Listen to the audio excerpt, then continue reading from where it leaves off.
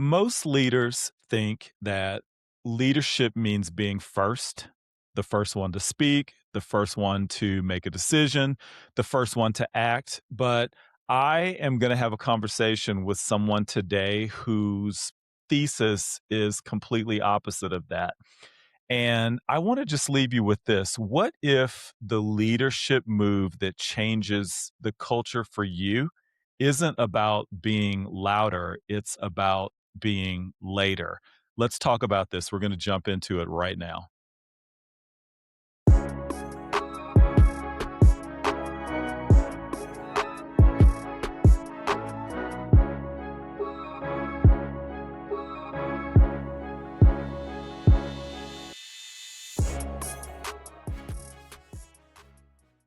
Well, welcome to Just Human. And in this space, we are having honest conversations about what it takes to lead and to build and to grow personally.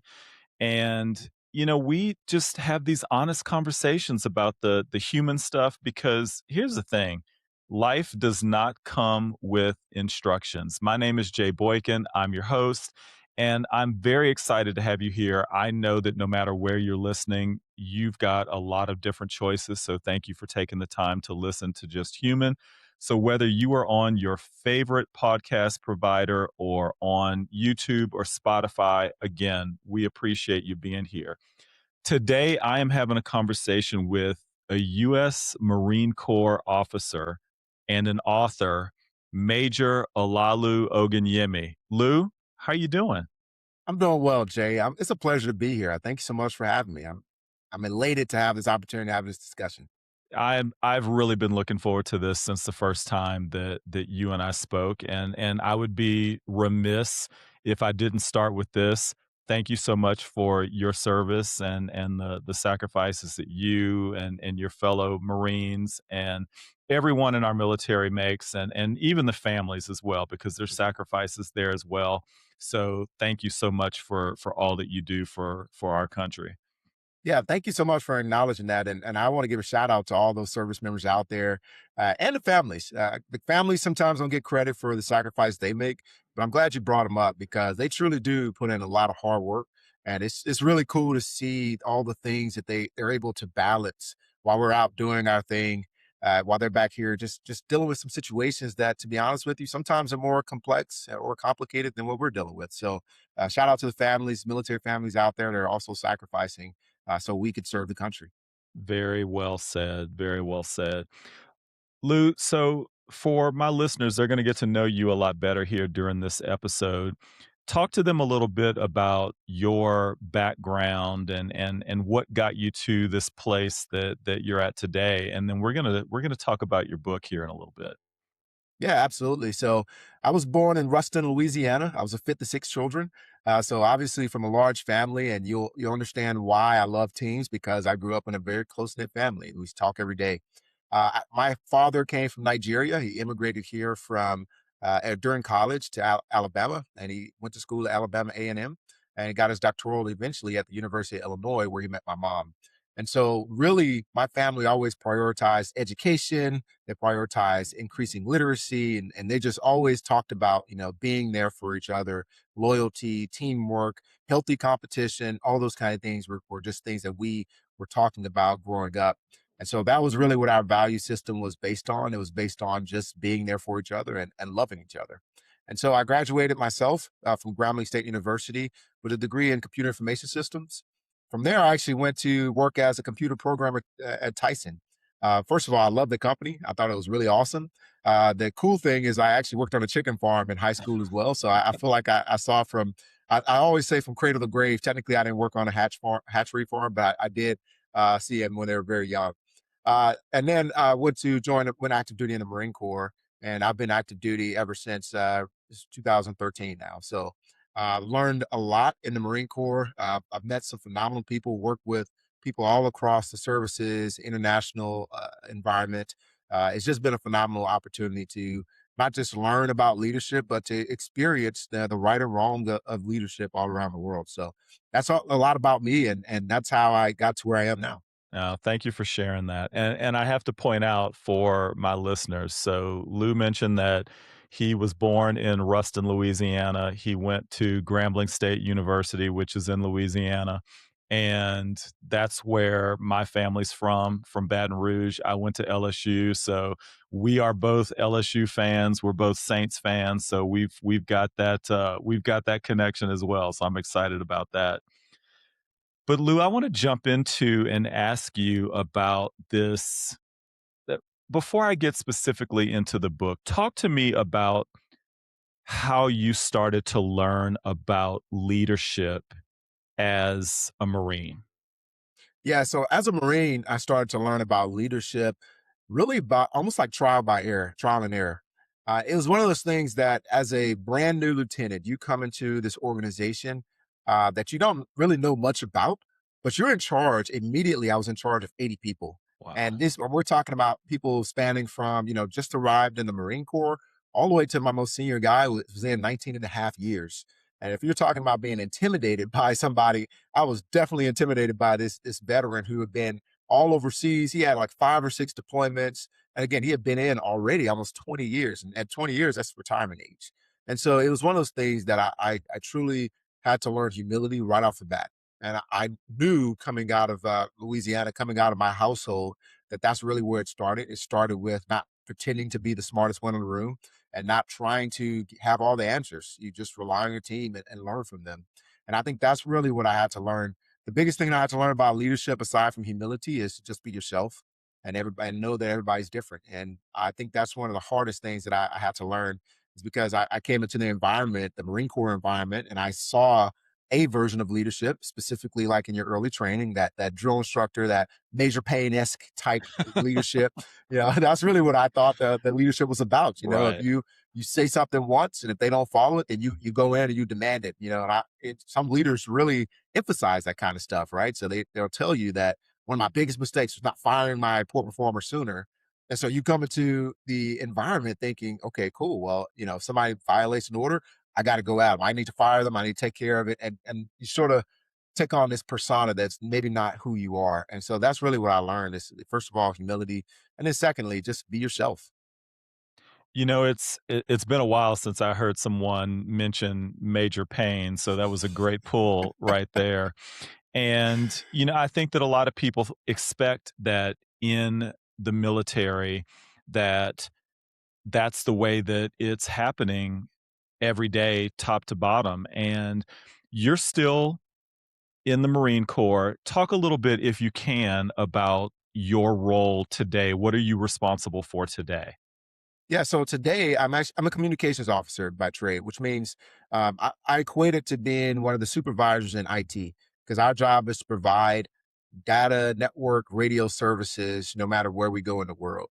And really, for me, my job is to supervise the subject matter experts. So I have systems administrators, I have radio operators, I have all kinds of like cyber network operators and things of that nature.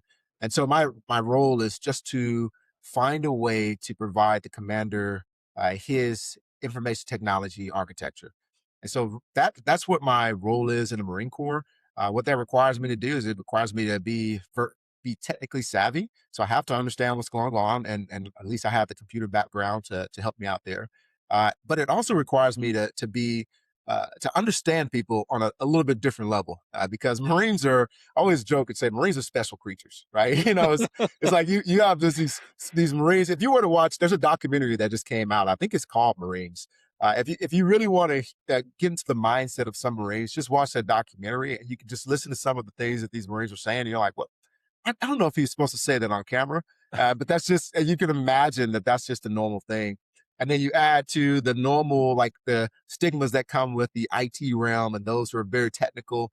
And you add those two things together, and you have some interesting individuals that you have to lead and work with. So that's one of the things that it provides that true diversity that we're talking about. And I'm not talking about just color. I'm talking about diversity in personalities, experiences, character traits, and abilities that allows you to try to flex your leadership to meet their needs.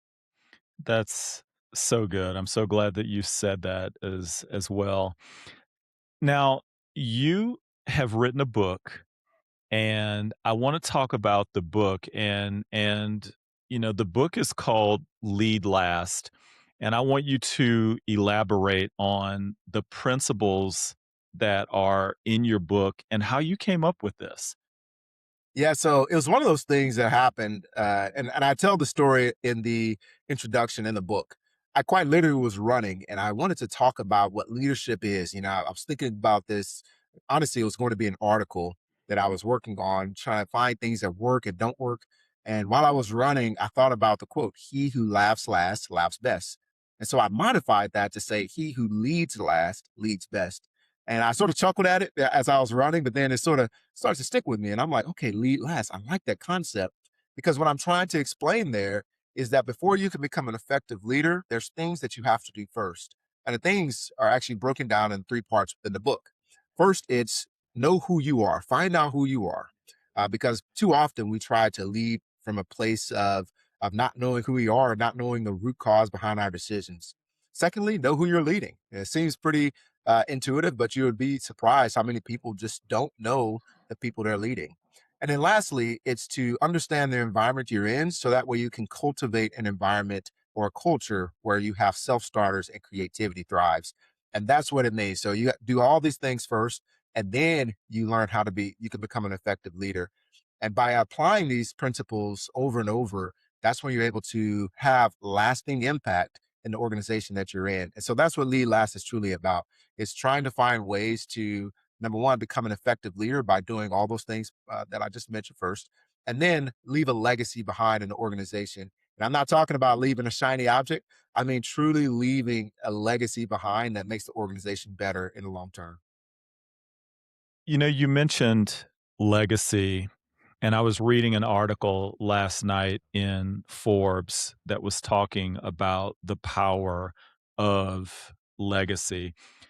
And you said it really well. It's not about money, it's not about shiny objects, but the way that we impact the lives of other people and the way that we're able to build them up and put them in a place where they can succeed. So I loved what you said there. Let me ask you this, Lou. When you mentioned that you came up with this while you were running, but the principles that are contained within your book, and thank you for sharing that with me as well. Absolutely. But what were you trying to solve when you wrote this book? Were you seeing leaders getting something wrong and there was something that you were trying to solve? Yeah, phenomenal question. So first and foremost, I was mentoring a young leader at the time, or a few young leaders actually. And as I was walking through on the deployments where I took most of these notes, it was probably about it's 21 principles. And of those 21 principles, I believe 19 of them were actually on a deployment. And I was walking around just sort of taking notes, things that I wish I knew when I was their age, Right. or excuse me, at their experience level, not age. But things that I'm learning from my leader that I thought were great, things that I'm learning from leaders around me that I thought were not that great, and things of that nature. So I'm learning from my own experiences. I'm learning from the people around me, and I'm taking all these things and I'm just taking notes. I'm writing it down. And that's something I always recommend to people, especially leaders. You have to be journaling. You have to be capturing the moments that are around you so that way you can truly learn.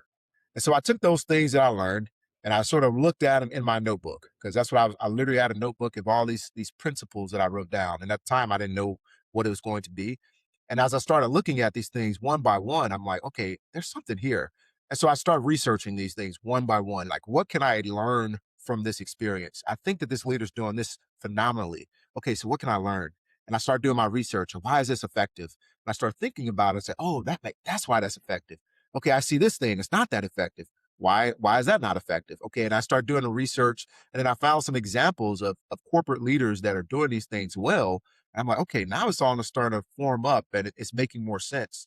And initially, I published an article on my website. It was basically bare bones. It was just 21. I think actually there was 19 principles initially, and it was sort of bare bones. Here's the ideas I had, and I slapped it up on the website because I was like, I know I like the direction this is going. But then I looked at the article. I'm like, man, there's more to this. And so I went back and started refining it even more. And I believe that the audience really which is going to be emerging leaders, probably to about mid-career professionals, I believe that target audience is going to have that book and it's going to resonate with them. There's going to be some things that I think millennials will love because I specifically wrote it as a millennial. And in a way, I felt like I was writing as a millennial to millennials. And I think it was writing to Gen Z as well. Now, I did share with some corporate executives as well.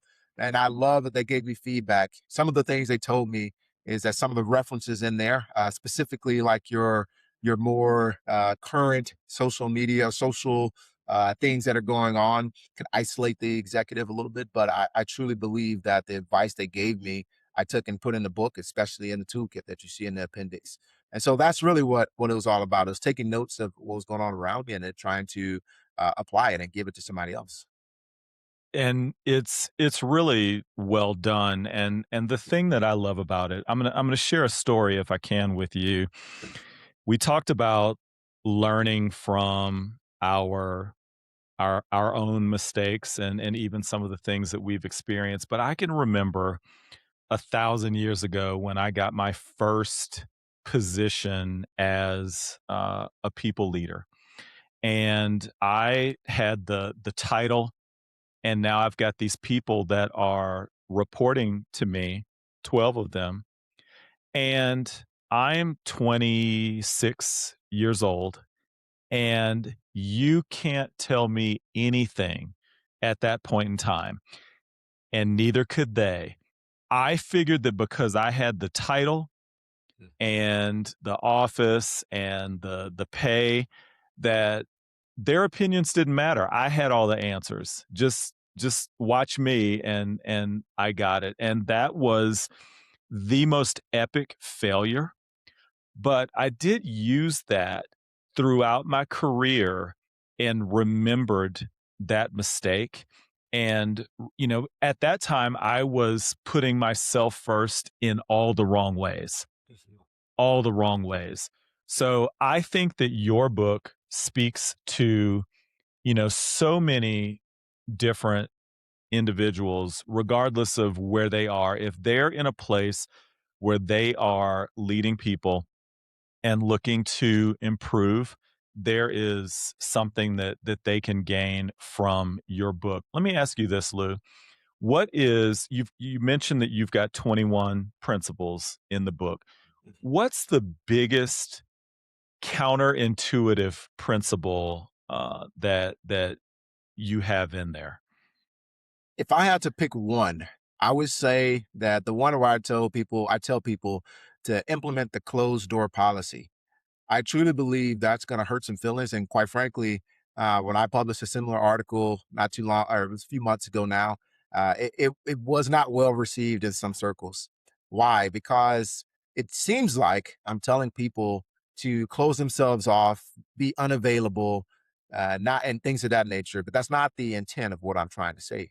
What I'm saying is that in many cases, as I've witnessed and experienced, the open door policy gets abused. And I say that because in many cases, a lot of times the senior leaders, those who are like really close to that executive leader or whoever's executing the open door policy, they're the only ones that may go in and out of that door. And then you may have a couple of like real bold, confident people who may do it, but otherwise you're not receiving anything. And if you're truly relying on that as your way of passing and receiving information, then you're going to make sure you're right then and there, you're now restricting yourself to just a few people who are coming in and out of your Yeah. office. And I think that's really what the open door policy I've seen happen multiple times. And I've talked to different leaders in various organizations, not just the Marine Corps. And I've realized that when they said their biggest mistake is acting on information or assuming that everybody had the same information because somebody told them that, then I was like, man, how is this happening? And what the common theme was is that there's this open door policy. They truly believe that they were being transparent and truly believe they were welcoming people in, but in reality, only a couple people were taking advantage of it. And so they're saying things over and over, and I think they're communicating their philosophy and their leadership philosophy or whatever you have, their intent or their vision for the organization. And they really are communicating it, but it's not making it all the way through because they're Right. relying on that open door policy. So that's really what probably the most my favorite counterintuitive principle from the book. So good. So good. So your framework starts with basically who you are Mhm. before you start thinking about uh, how you lead. And I love that so much because it connects with some of my own work. But talk to our listeners about why is self-awareness so important? Why is it so important for that to be first? Yeah, because there's so many things that we do that we're not able to trace why we do it. And that goes from the way we wake up to the way we address, sometimes what we wear, the way we wear our hair, the way we shave. There's a lot of things that go into who we are as an individual that we actually don't even examine and we don't understand. And to me, I don't understand how you could effectively lead somebody if you don't even know yourself. How can you Yeah. form a relationship with somebody else if you don't even know who you are, right? And I think that's really the first step in any kind of relationship, which we know leadership truly is. It's about connection and relating with others so that way you can lead them. And I think that's really why I believe it starts with that is finding ways to understand who you are, first of all, and understand what your insecurities are. And I think in many cases we are in denial because I know many leaders are, they'll straight out tell you that they have no insecurities. And I think that's inaccurate. But I truly believe it's understanding what your insecurities are and understanding what things you do and why you do those things. And that's why you start with understanding who you are, getting to know yourself, because I truly believe that's where it begins for all leaders.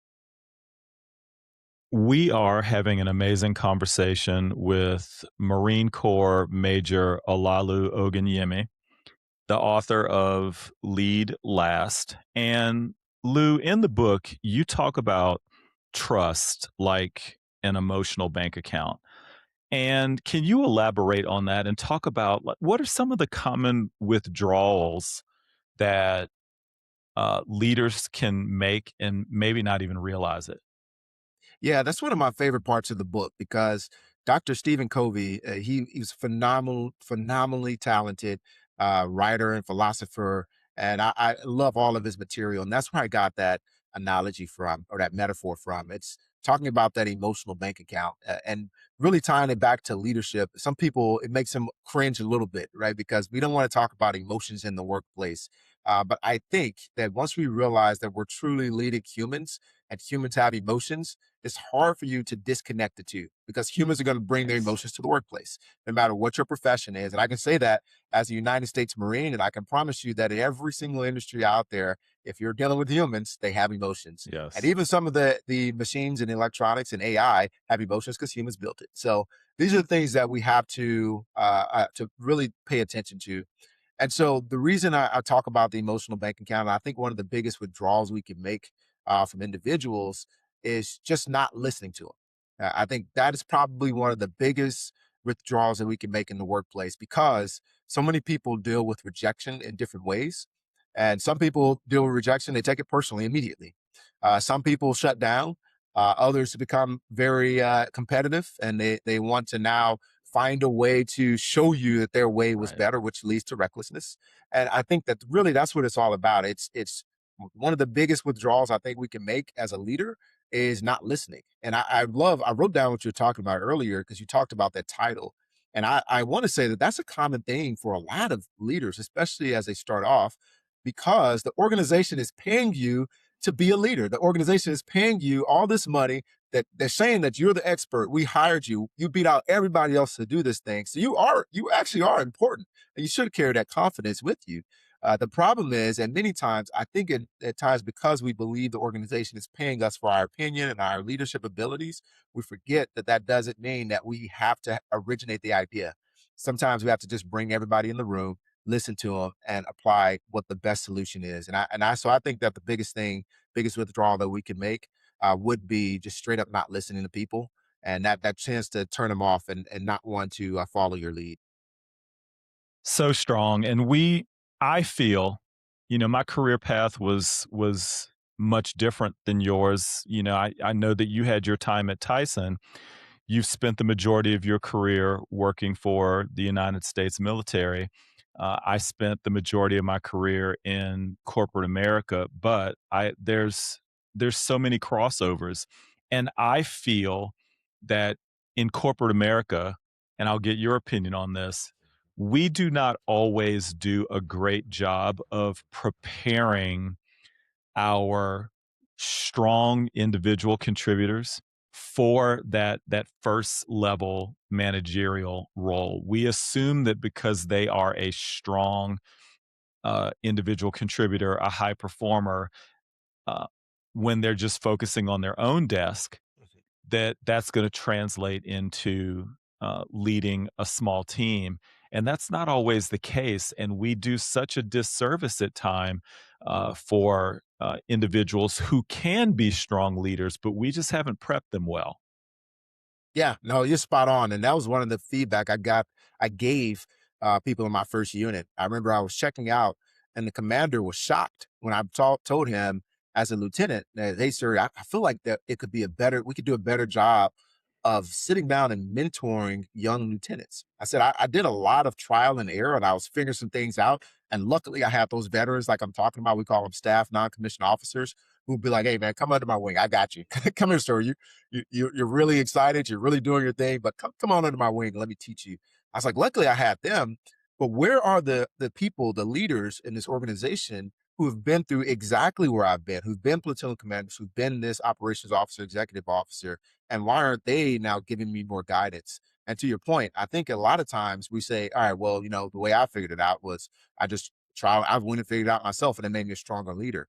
And I think that's the problem. And for some reason, because we're so competitive and we spend our time, especially when we're trying to work our way up the career progression or the corporate ladder or whatever you call it, when we're trying to work our way up, I think it's sometimes we just straight up say, I clawed my way to get here and I figured it out along the way. So that guy could figure it out too. And that, to be honest with you, I just think that's the wrong answer because I agree with Phillips, and I can't think of his first name, but he wrote about Abraham Lincoln and he talked about that we are all learned leaders. And he wrote about a lot of different leaders to include Martin Luther King.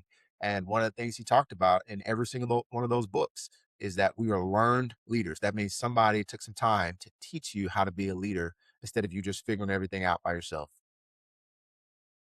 Amazing. Lou, I I'm gonna pivot a little bit only because you and I were having a conversation before we hit record. And I think that either because of TV or social media, whatever the case may be, I know that many times there's a misconception about men and how we handle our emotions. I think that people may think of you as a Marine as just being this stoic, emotionless fighting machine. And you are a husband, a father, and like you mentioned, you're also a human being. And so, what's your take on where our emotions come into play when we start talking about leadership? Yes. So first of all, now I love the direction you're taking this because I truly believe that as leaders, emotional control is important, right? So it's not about just always being one emotion because you're right. As a Marine leader, and really in any industry, there's a time where you have to be strong. You have to be stoic. You have to portray confidence, and you can't walk out in front of people with your shoulders slumped and dragging your words and looking sad. I was thinking about one of the when I was at Tyson, the CEO there, Donnie Smith. I can only imagine if he walked around slumping his shoulders the second that some bad press came in, because there was bad press, and I'm sure there's still bad press anytime you're dealing with animal products. But there was bad press at the time. And I can only imagine if he just walked in front of the company, like, guys, there's bad press. So what are we going to do? No, he had to project that confidence no matter how he was feeling on the inside. I'm certain when the stock market drops or all these other things happen in the world around these organizations, I'm certain the CEO probably doesn't feel like being happy, because he probably knows he's going to have to answer to the board. But in that case, he has to project confidence. So I think really, as leaders, it's not about a one size fits all approach. It's about emotional control and knowing when it's time to demonstrate certain emotions. And so I believe that's where emotions fit in. For example, I had to learn that lesson the hard way, really at home, because I truly believe home is the best leadership training academy. I learned that at home because I used to try to do the same thing that I would do at work. The Marine Corps, they teach you that you don't want to look tired in front of your Marines if you want them to be working hard. Because if you're looking tired, you're looking sad, and you're looking cold, then what do you think they're going to start thinking? Man, that's the guy. He's the leader. He's the beacon of our hope. And he's looking tired and distraught and exhausted. Shoot, we're doomed. And so I tried to bring that same mentality into my home, and in certain situations, it almost seemed like I was emotionally disconnected from my family. And I didn't even realize what I was doing. I'm trying now to project this confidence and look strong and be there for my family and look stable. In reality, they just thought that he didn't care. Right. And that's the wrong thing. And I love that I was able to learn that at home as a very, very young father. Luckily, I learned that lesson early. But one of those things that I took back to work, it was like, okay, well, if my family felt that tension, then I'm certain and my Marines will feel that same tension. If I go in and everybody is tired, and I come in with this burst of energy and say, "Guys, we're gonna do it," and I keep doing that, at some point they're gonna be like, "All right, it was motivating the first couple of times, but now you need to truly understand what we're feeling because you may not be feeling the same thing." And so that's really what it's about. I think it's about emotional control and knowing how to portray the right emotion at the right time. Lou, you've got 2 kids, right? Three. 3. Okay. My apologies. How old No, are you're your fine. kids? I have a 16-year-old girl, a 12-year-old boy, and a 7-year-old girl. Okay.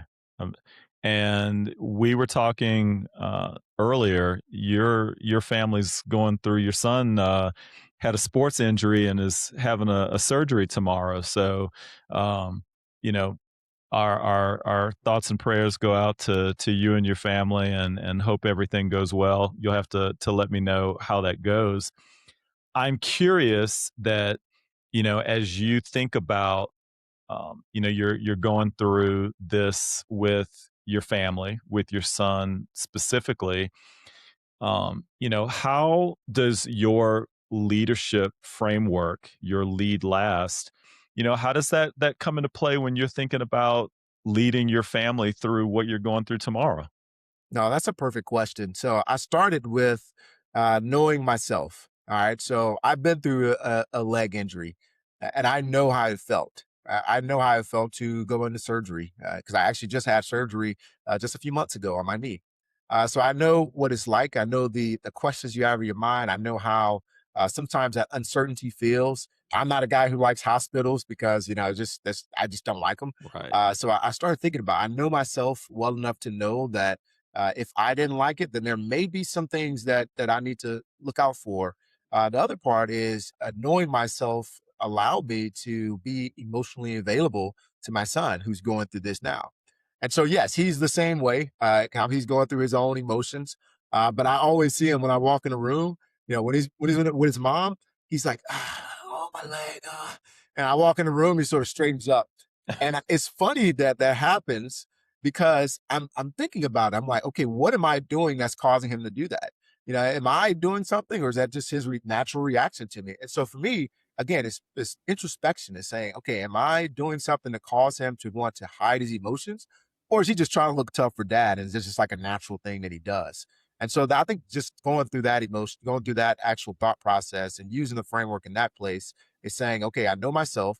Now I'm getting to know my son and trying to understand how is he dealing with this situation, how does he feel in this moment? And if he is trying to look tough and be tough, like when can I now allow him to sort of depressurize in a way and to let those emotions out? And why wouldn't I present that opportunity for him with me specifically, not just with his mom, but to sit down with him on the couch and say, "Hey man, how are you feeling?" And he says, I'm great." It's like, "No, you're not. I can see it on your face. You're not great. You could share. Just tell me, yeah, how you feeling." And so you have to know him to know that in this situation, when I walk into the room, he changes, he straightens up, but I still have the opportunity now to get to know him and understand, okay, if he's doing that, is that healthy for him?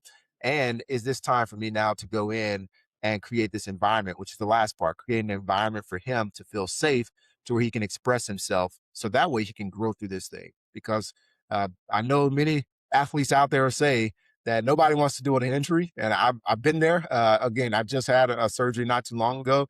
And I'm still trying to get back to full speed and running and things of that nature. And I hate it, to be honest with you. As a guy who works out 6 times a week, I absolutely hate not being able to go to 100%. But the lessons that we can learn through these situations are endless. And so trying to find ways for him to learn through this situation without becoming a lecturer are important. So that's really how I use my framework in this specific circumstance. again, it's getting to know who I am and the things that I'm doing and how I'm reacting and potentially projecting ideas on him, knowing who he is and how he's reacting to the environment and his injury. And again, finding a way to create an environment where he can learn and feel safe to just express his pain or express his gratitude and or happiness of what's going on. Yeah, way to make this old man feel really good with your 6 times a week working out. I'm happy if I get my 2 or 3 in, but, that's fine. I wanna I'm giving you I'm messing with you a little bit there. So you and I have had a couple of conversations, and I feel like even from the first one, it went like there was a connection there almost immediately. And earlier, you and I were talking about a couple of experiences as fathers, and some of the challenges and the emotions that you go through as a father. I feel that um, as men especially, that sometimes those that we feel close enough to, we got to call them out. You said something earlier about your son, straightening up and seeming like he's okay, but you know him well enough to call him out and get him to talk about how he really feels. And I think that at times we need to do that for each other. How are you really doing? Don't give me the courtesy answer. And this isn't just for men. This is for everyone. But I think that sometimes men can be even worse at this because we've been just programmed to keep all those feelings in. And so, I definitely appreciate the conversation that we had earlier talking about our experiences as fathers. And I definitely appreciate you creating a safe space for me to share what I shared with you earlier. I'm I'm curious as to, when you're around other Marines, is that something that you're trying to encourage them to do, is be in a place where they can kind of show up as they are in that particular moment? Absolutely. And to be honest with you, in my younger days, and I say, I shouldn't say younger days, I would say in my earlier leadership days, that's probably a better way to say that. That I think that I did it in a strange way because I'll give an example. There's one time I was sitting there in the office and I'm trying to get this lieutenant to sort of loosen up, right? I wanted him to like understand now, just be yourself. The best way for us to learn, for me to learn who you are, is for me to get you to just be yourself. Don't try to be a robot. Like this is the way that you can actually learn if you just relax. And what I did is I pulled out some bubbles. I think I don't know where I got them from. I think I brought a bucket from Halloween or something to the office, and there's like some bubbles in there. And I started blowing bubbles past his head just to like get him to loosen up. He sees these bubbles in the office, and he's like, "What in the world?" And it's funny because he brought that up like months later, and we were sort of talking. It was a little bit of like a lessons learned. Hey, what do you learn? What can I do better as a leader? Things of that nature. He's like, I'm gonna be honest, I was not expecting you to come in and blow bubbles past my head. But I guess I understood what you're trying to get at. But it really is just trying to create an environment where they do understand that you should be yourself. And I Right. think that's really what it's about. Yes, you can be professional. I'm not saying don't be professional. Blowing bubbles in the office is probably not professional. But you can, be yourself in the office, in the workspace. And many times, and this is what I love, I still talk to a lot of Marines that I have, and to be honest with you, I'm like this weekend, one of their anniversaries coming up. And every year we just call and we talk about, anything. He's been retired now for last, I think 4 years, 5 years, something like that. So obviously he doesn't work with me anymore, but we've maintained contact, and I think that's what we built because he's in the office working hard, and I knew his anniversary was this weekend, and this was, oh my goodness, almost 8 years ago now. But I knew his anniversary was up, and I'm like, hey, what's going on? Don't you have an anniversary? And he looks at me, he's like, oh my God, I forgot. And it was like a big one too. It was like a 10-year, 15, something like that. And it was one of those big ones. And he's like, I forgot. Oh my God. I don't know what I'm gonna do. And we sort of laughed about it. But again, that was just the kind of environment. So yes, I do encourage them to try to be themselves. Again, there's going to be plenty of times where we got to be serious. That's going to exist. There's going to be plenty of times when we're briefing. You're not going to be telling the joke to a senior leader in the middle of your brief. But there's also times when you can just be yourself, especially around your team, because I truly believe that's how you meld a team. So strong, so strong. So we talked earlier about leaving a legacy.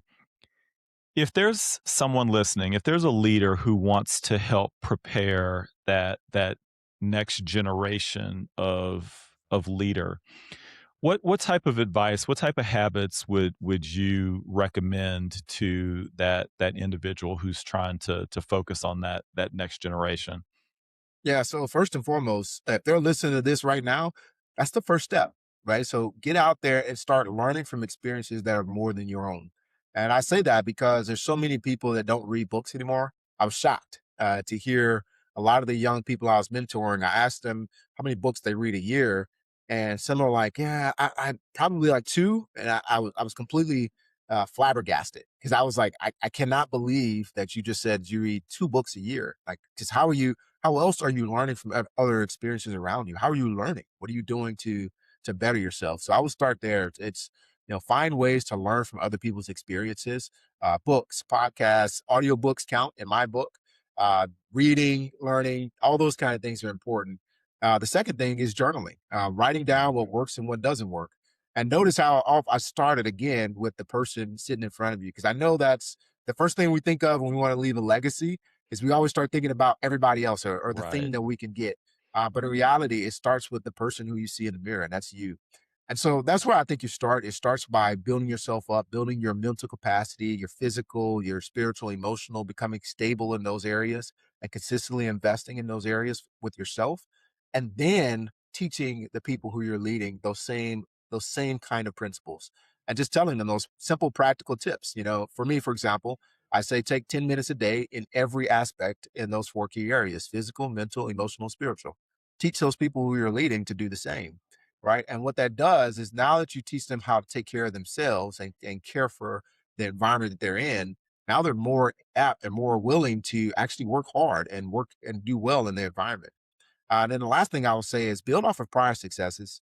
Too often, I think what happens is that we, in order to leave a legacy and leave our mark, we want to come in and do this big thing that's astronomically different from the last person.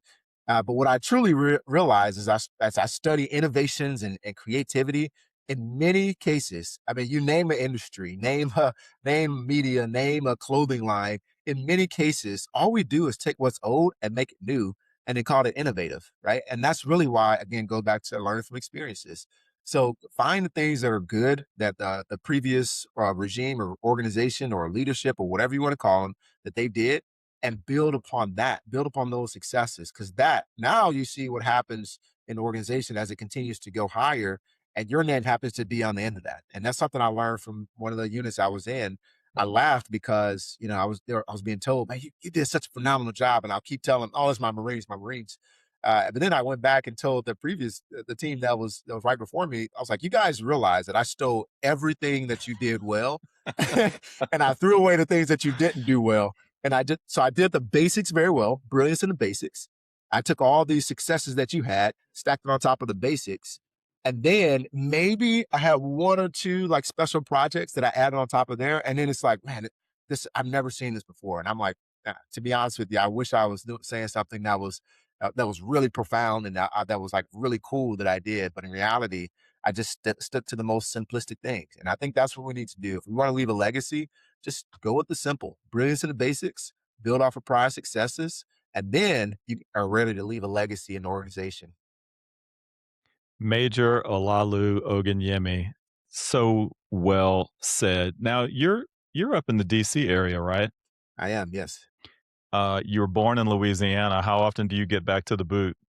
Oh, at least once a year. I need to figure out what time or when I'm going in 2026. My dad's turning 70 this year, so I have to get back to spend some time with him. So, but at least once a year. So yeah, that's important. My dad just turned 82. My dad's in enemy country. He lives in Alabama, so that I struggle because I've got to go and deal with all of those Alabama cousins. But yeah, what's your favorite Louisiana meal? Gumbo, hands down. Mm. I was gonna say crawfish just now, but the only reason I like crawfish, well, I won't say the only reason. It's good, but the reason I like it is because of the environment. If people who've been to a crawfish bowl know that that environment that you're in, sitting around the table, that to me that is the best environment to be in. But I would say gumbo is my favorite Louisiana meal. So two things. I'm I hate to brag on myself, but I'm going to. I do have an award-winning gumbo Oh wow. recipe, so my gumbo game is strong. And I will tell you this, you've got an open invite. Hopefully, we can make this happen in the spring sometime. But my wife and I, so my wife is from North Dakota, and there are no crawfish up there, but I've turned her into a crawfish eater. We do a boil here at the house every year. So it'll be nice to have somebody else around who actually knows how to eat crawfish right. Oh, I And know it. yeah, and we might have to figure out a time. We either got to go to an LSU game or we got to go to a Saints game, but it would be great to connect in that way. Yeah, for sure. I'm all about it. Where can people get their hands on your book? Yeah, so it's coming out in June of 2026. And the best way to find anything about me or my book is to go to my website. It's www.parent-child-connect.com. And you'll find all the things out there, and especially Lead Last when it's launched. We're going to do a big marketing effort with Amplify Publishing Group. It's going to be fun. We're going to have an audiobook too. So you get to listen to my voice. Hopefully, it's not too bad. But it's gonna be fun. I'm very excited about this project. So again, that's parent-child-connect.com. I am excited for you and looking forward to when the book actually drops. And you better do your own audiobook. I'm never a big fan when people don't uh, read their own books, especially for folks who are putting out the type of work that you're doing, where you're trying to help people and help individuals to grow. I think that we should be listening to your voice. So I love that you're doing that yourself. Lou, it has been an absolute pleasure having you on the show, and we're going to do this again sometime for For sure. sure. Yeah, for sure. Please. So, for those of you that are listening here to Just Human, again, thank you. I know that there's a lot of things that you could be doing with your time. I appreciate the fact that you've spent nearly 50 minutes with myself and Lou talking about Lead Last. I want you to do me a favor. If there is someone out there that you think could benefit from this episode, share it with them. No matter where you are listening, I would love it if you would leave a comment. That's going to help me to get better. Leave a review. If you are watching on YouTube, please subscribe to the channel, hit that notification bell so that you will know when I have new material coming out. Usually it's every week. And so again, I thank you so much. Here at Just Human, we're trying to grow every single day, and so until we are back together again, I want you to keep those minds open and keep on growing.